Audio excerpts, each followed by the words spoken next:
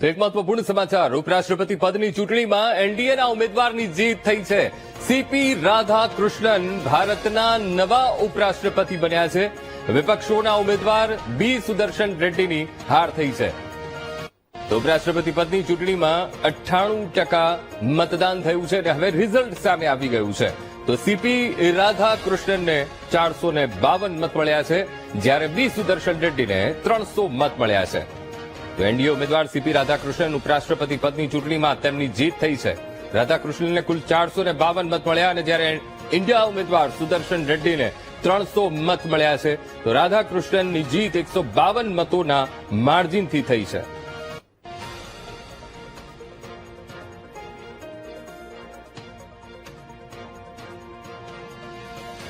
Senior journalist Sudhir Raval આપણી સાથે phone line પર જોડાઈ ગયા છે.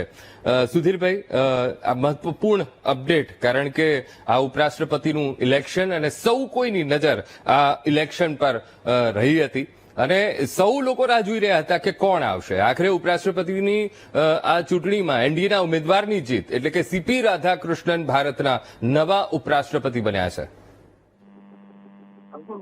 રાધાકૃષ્ણન એટલે કે સારા ઉમેદવાર છે, એની પાસે સંઘનું પીઠબળ છે અને એનડીએના ઉમેદવાર તરીકે સંખ્યાબળ એમની પાસે પહેલેથી હતું, એટલે એમની જીત તો નથી થતી, પણ રાજકીય વર્તુળોની અંદર હતી કે જે રીતે રાજકીય માહોલ છે એટલે ક્રોસ વોટિંગ થાય, આત્માના અવાજ અનુસાર થાય તો એમના સુદર્શન રેડ્ડી જીતી શકે. સામે પક્ષે સુદર્શન રેડ્ડી પણ ખૂબ સારા ઉમેદવાર, તેમની પાસે સુપ્રીમ કોર્ટના રિટાયર્ડ જજ, એટલે ઉમેદવાર પદ્ધતિ બંને સારા હતા, પણ સત્ય પણ આમની પાસે હતું. પણ રાજકીય રીતે જોઈએ તો વડાપ્રધાન નરેન્દ્રભાઈ મોદી અને અમિત શાહની સ્ટ્રેટેજી, એની પ્રતિષ્ઠા દાવ પર લાગી હતી. એટલે એ સંદર્ભમાં જોઈએ અત્યારે એનડીએનું જે જીત થઈ છે તેમાં ક્રોસ વોટિંગ એકચ્યુઅલી ઇન્ડિયા બ્લોકમાંથી એનડીએ તરફથી છે એ વધારે મોટા સમાચાર છે, કારણ કે ક્રોસ વોટિંગ એનડીએનું ઇન્ડિયા બ્લોક તરફ થવાની જે શક્યતાઓ જોવામાં આવતી હતી કે ભાઈ ભારતીય જનતા પક્ષની અંદર પ્રોબ્લેમ છે, અંદર સામે લોકો નારાજ છે,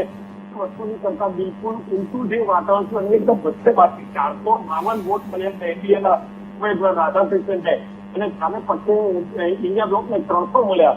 એટલે ક્રોસ વોટિંગ એકચ્યુઅલી એનામાંથી થયું કહી શકાય. કેટલાક લોકો જે ગેરહાજર હતા, એટલે જેને કહેવાય જીત નથી હતી, પણ જે રાજકીય ઉત્તેજનાઓ સજાવવામાં આવી હતી અથવા તો જે બંને ઉમેદવારો સારા હતા, જે સંઘનો હરીફાઈ થઈ, એટલે સંખ્યાબળની રીતે જે રાધાકૃષ્ણ આવ્યા છે એ ખૂબ સારું છે અને એમને પોતાની પાસે જબરદસ્ત અનુભવ છે.